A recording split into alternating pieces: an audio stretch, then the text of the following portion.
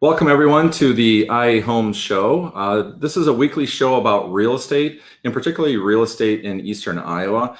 Today is episode 13, and we're going to be talking about buying and selling acreages.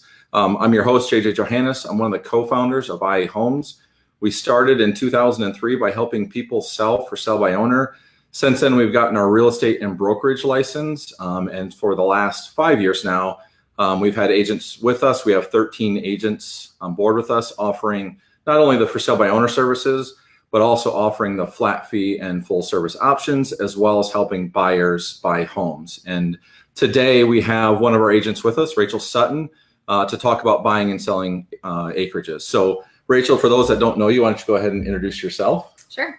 My name is Rachel Sutton. I have been a realtor for just over 3 years. I've been with iHomes for almost a year and a half now. Particularly enjoy selling acreages. I like being out in the country with people and just kind of getting to learn a little bit more about why they're looking for an acreage. Just really something I enjoy about my job. Yep. And so, you enjoy helping people with acreages, and it's something that you've done, in your whole real estate career. One of the things that I think comes up a lot, particularly from the buyer side, is this. They have a hard time finding an acreage. Mm-hmm. Can you speak to that, what you see from the buyer side, and then maybe the scarcity of those acreages? Yes, I would definitely say one of the factors that people really look for with an acreage is finding one on a hard surface road. That is, we always have a list of people that are looking for an acreage on a hard surface road with 1 to 5 acres. That's probably something that comes up almost weekly from buyers, which those are very hard to come across. I think people have a hard time parting with acreages. The land has just increased so much in price that they feel that if they hold on to it, that in a couple of years, the cost per acre will increase, and then they're sitting on their own gold mine, essentially. Yeah. And so that just makes it really hard for people to find what they're looking for. Yeah, and one of the things that has also increased, I would say, the scarcity is the different counties, in the area here have put in some different rules and regulations, so to speak, about if you're going to split off a piece of land, you have to have so many acres. Anywhere from like Jones County at 10 continuous acres, Lynn County is at 35 continuous acres, and there's different rules per county, but. So you might see a lot of these, I call them the road frontage acreages, where they're in they're right off the road, and there's crop ground behind it or pasture behind it, but they got split off at some point, and that person might have 3, 5, 10, 15 acres. Yeah. But they can't do that today if they have that 40-acre parcel, right? And so that makes it where there's not as many of those coming up, and the demand has continued to increase, but it's harder and harder for people to have an acreage, so to speak, right? And the affordability when you have to buy 40 acres, that's a lot of money when you're averaging, 8 to 10,000 per acre, depending on where you're at. Yep. And such. And that gets to be a pretty hefty price tag for people. Yeah. And another thing that I think I've heard people when they're looking at, they even someone who wants like an acre lot in a development, like, well, why doesn't the developer, make these acre lots? And the developer, when they're having to spend so much money now on land, they're probably looking at it that if I split this into 30-acre lots, versus 1 acre, I'm not going to get 3 times as much for that 1 acre lot as I would 3-acre lots. Yeah, very true. 1/3 acre lots. Yeah. And so, to find something that's an acre plus, whether it's just even in a development or out in the country, just becomes harder and harder. Yes, definitely. Yeah. And then also, I find that, I don't know if you see this, but buyers then say they want an acreage, but then when they go out and look, they're going to compare that house to a non-acreage house. And they're going to compare their price, and then say, well, that house was $250 in town, this exact same house pretty much, and they have 10 acres. So if I take 10 acres times 8, it's only worth $80,000 more, right? Right. And that's where it's hard for them to come up with the valuation of the price. Yes. But for the seller, it's supply and demand. Exactly. And you tend to find the acres that you're looking for, like if you want 10 acres or something, you'll find something like that, but then the house might be from 1910 and needs a lot of updating. So then you're debating on, well, do I want those acres, or do I want a house that I don't have to put any work into? Or, Then like you say, then they're comparing finding a brand new house in town that is exactly what they wanted, but then it doesn't have the land. So there are just so many different factors that you have to take into consideration too with acreages. Yeah. And I one last point on that is I think, one, for sellers, if you have an acreage that's out there, there's always a demand for those. Now, does your home meet up with the demands of the people who are looking, like you said, on hard surface road and how much land they have? But for buyers, if you're looking for a property that's been built in the last 5 or 10 years and you're looking for an acreage, those are even rarer. Like you said, most of them are going to be houses built in 2000 for like late 90s and earlier. For sure. For sure. Yeah. So, so let's switch and let's talk a little bit from the seller side, because one of the things that comes up lots of times that I don't think sellers have, maybe they haven't thought about the process, or they haven't been thinking about the process as they've lived in the home, as far as when they go to sell it, there's going to be some things that they're going to need to do, even from a selling a property in the state of Iowa DOT, or the DOT DNR perspective on septics and wells. So what's something seller needs to be aware of if they're going to go sell their house with those? So the first thing that you have to do is get your septic system inspected. And that is required by the DNR. You cannot get around that. And that is a seller's responsibility. It typically costs between $600, $850, but that does include pumping it. If you don't want it pumped, which they do suggest doing that every few years, just depending on your house size and everything. But if you don't want it pumped, you can do the septic inspection for a little less, more like the $250 to $300 range. But getting it pumped is something good, especially if you're selling it, just to say that you've had that part of it done. Then they issue what is called a time of transfer document, which is something that you have to have with the sale. And it is nice too, because then they come out and they diagram out exactly where like your leach field is, and they tell you what kind of septic system you do have, so that if you have any issues with it, then you're familiar and you can call and say, I have this and this, and what do you suggest? Or if I'm having issues with it, then they can help you a little bit more if you were to need fixing with it. Another aspect of it to think about too is if you are listing your house for sale and you're heading into like fall and winter, if you have issues, then you will have to probably escrow money to do any kind of repairs for a septic, just because they can't access it in the winter if they have to dig anything up. So that's something that a lot of people don't think about, is if you're heading into fall and you're thinking about listing, then you might want to just get on top of getting your septic inspected. Yeah. And on the septic, when you're selling a house in Iowa, DNR requires a time of transfer done by a DNR time of transfer certified inspector. And they're good for 2 years. And so if like Rachel said, if you're heading into, late summer, early fall, and you're set that you're going to sell your home, versus some people might list it just to see if they can get something for it. But if you're set that you're going to sell your home, I would say you'd want to get that done. Because then if you don't get an offer for 2 months or 3 months, and then they want to close another 2 or 3 months out, and it's all of a sudden you go from, listing in August and all of a sudden it's January the next year, like you said, they might not be able to, they're probably not going to be able to do that inspection at that point. And so then the buyer's lender side might say, well, we want to escrow a bunch of money in case we have to replace it or whatever it is. So doing that up front helps the seller just have that done, so they don't have to worry about it a little bit later. And again, it's good for 2 years. It's not like you have to, if you have it and then it doesn't sell till next summer, it's still good for 2 years. Right. And replacement of a septic is 10 to 15,000 roughly, just depending on what kind of septic system you do have. So it could end up being a lot of money that you'd have to escrow if they find that you would have some kind of an issue. Yeah. And if the bank, if a lender's going to escrow for that, it's typically going to be 150% of the bid. So if it's 15,000, you're looking at 22,500 that they're going to want to escrow for. So along with that, a question, I guess, thinking through that is when you're helping a seller sell and they have a septic, do you advise the seller to get it done right away, regardless of the time, and why would that be? If it's something you have to do anyway, so there's no point in putting it off. So it's just one of those things that if you just do it in advance, and it's not something you're going to have to mess with once you do have somebody that's made you an offer, or if you're in the middle of a deal, then too, if you have, if they're saying that it has to be replaced, well, you're going to have to replace it then, even if somebody doesn't buy it now and they buy it in 5 years, you have to do that work. So then you just know what you're dealing with, and then it won't prolong the sale or anything at closing. So yeah, and that's exactly what I was thinking as well. I think it's better to have it done right away, because the issues, and so you don't want to be, as a seller, in that situation where all of a sudden you feel like you've given a little bit more than you wanted to on price, and now the septic issue comes up.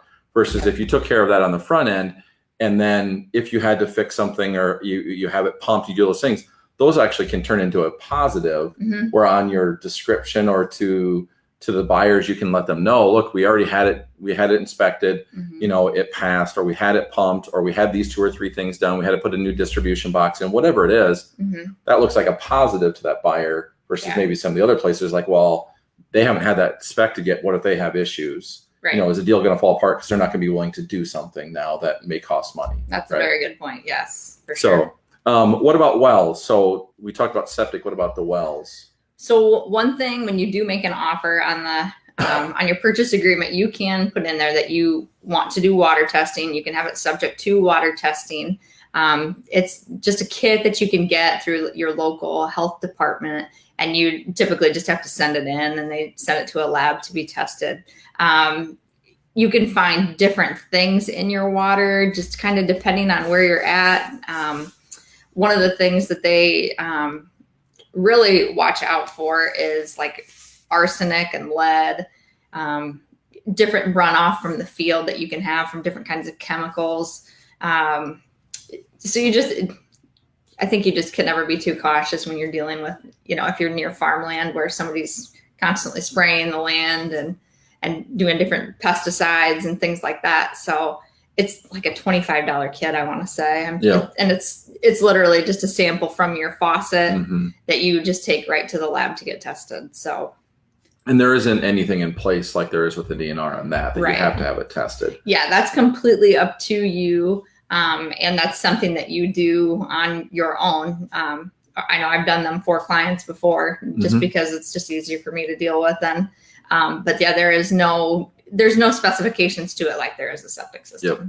And along those same lines, it's better for the seller to do that right away in case they know that they're going to have to replace something. Very true. That they know that right away. Yeah. Or if they're going to have the well shocked or whatever need to be done to treat it. Yep. Yeah, very true. So spending some prep time right away, if you're selling an acreage, to have the septic and the well and all those things tested and know what your potential cost is to get it up to par to transfer the title, is something that sellers should really be thinking about. Yes, definitely. Yep. So the next thing, let's talk a little bit about land and usage, because not all land is the same. Right. Not all land can be used the same. Some land can have income from a rental perspective, CRP that can come off of it. So what's some of the topics that you talk to people, buyers or sellers, about on that part? So one thing that I think is very important that people don't necessarily realize is, if you're looking for an acreage, let's say it's you find one that has 20 acres and they rent out 10 of the acres to somebody that farms it, but then they just have 10 as like long grass or wildflowers or something. One of the things that you look at with those 10 acres that they're farming is called a CSR rating, which is a corn suitability rating. It goes from 0 to 100. 100 is obviously the best. The higher it is, the better kind of farm ground it is, the better kind of yields you will get. So depending on what you want to do with those acres or what your intentions are for it, that's something to look at. Or, if you're looking at purchasing larger amounts of land, that's definitely something then that you should really take into consideration, is what the CSR rating is. A lot of the times it's considered in with the listing already, but you can go to the ISU extension website and it guides you right through how you can figure out what your CSR rating is for your land. It has a map and you just click right on the part that you're looking at. It tells you your soil levels, and it basically just gives you the calculation out for what your CSR rating is in that particular spot, which is super helpful too. So then you have an idea, because you don't want to spend all this money on acreages and then you've got terrible CSR ratings that aren't going to give you good yields with your farming. So that's definitely a big factor.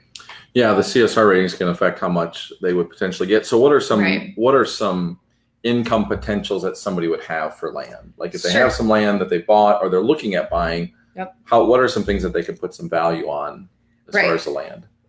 So like I said, you can divide it out so that you can farm portions of the acres that you have. Another thing that you can do is called CRP land.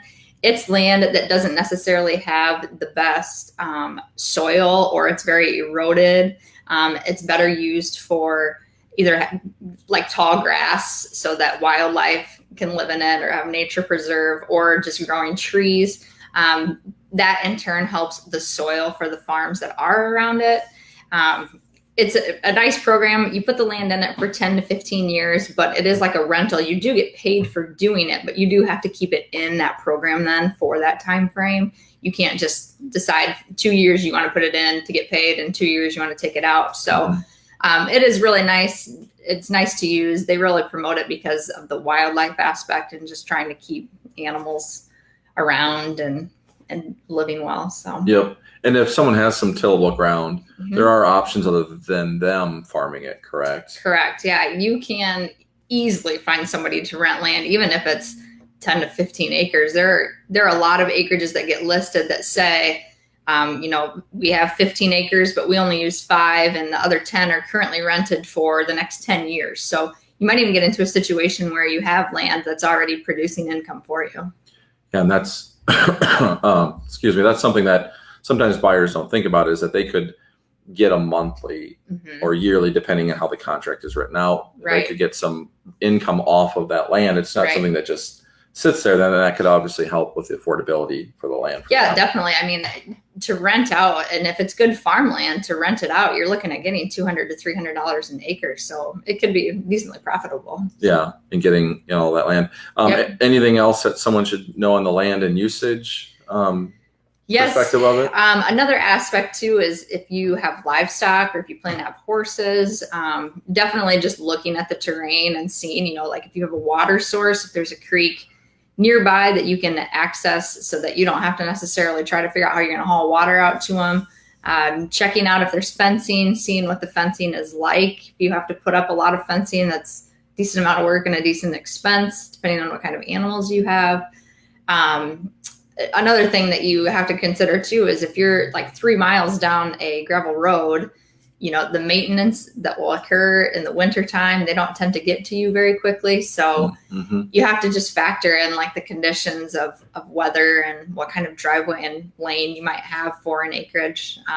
There are also some places where they have land use restrictions where you might not be able to build like a ATV track in your yard because they don't want that kind of a noise if you're near like some kind of like a country development.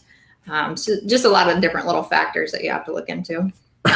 Excuse me. Yeah. And something for some people to realize too, when they, because there's a couple that I remember talking to, wasn't working with them as a client, but they had bought some land in Johnson County, and the size of it and the land usage of it, they couldn't actually build a house on it. And so they didn't realize that when they had purchased it. So, when you're looking at, from a buyer's perspective, when you're looking at these acreages, like you said, understanding, are there any restrictions in place with this land that could affect me using it how I intend to use it? Sure. Because the last thing you want to do is, or one of the last things you want to do is invest, hundreds of thousands of dollars or more into a property that you can't use it the way that you want to use it and that you intend to use it. Right. Well, and then trying to resell it, if there's restrictions on it, that you might struggle with that too then. So. Yeah, because then now you know about it, and if you don't disclose it, then there's potential issues there, and so then the property might be worth a little bit less. Definitely. Yep. Is there things that sellers should think about on this land usage that they should be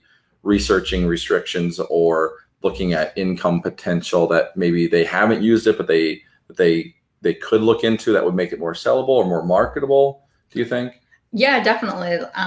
Like I currently have 1 acreage for sale outside of Vinton, and he put down, he leveled out the ground and put down the rock so that it's all ready for somebody to build an outbuilding on, which is usually something too that's very attractive to people, is just having an outbuilding, because you typically have to have a big lawnmower or tractor, or you're putting all sorts of bigger equipment into it. You can't just have like a 2-stall garage typically in the country. So little things like that you can even factor into it.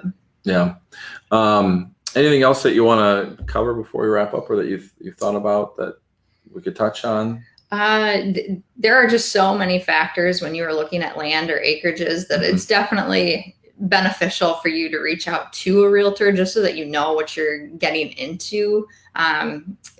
You just, like we've talked about, there are just so many use restrictions or ways that you can use the land. So just making sure that you're buying something that's to your best benefit.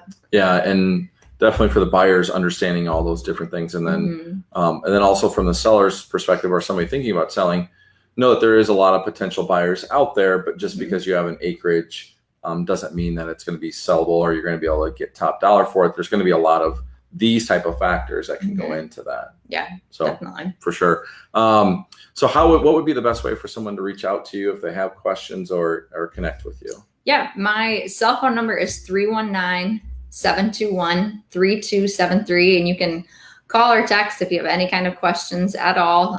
Whether you are buying or selling, I can certainly help you answer questions. You can also email me at rachel@iahomes.com. And I do have a Facebook page that you can look me up on as well. Yep. And thank you, Rachel, for joining us this week. As always, if you have any questions, if you're watching this Facebook Live on Facebook, or you're watching the replay, you can always leave comments below and we'll see those and reply to those. If you're watching it on any of the replays, whether it's YouTube, Instagram, LinkedIn, Twitter, or Snapchat, feel free to reach out to us with any questions. Our main phone number is 319-551-0749. And I appreciate you guys watching this, and we'll see you guys again next week. Thanks.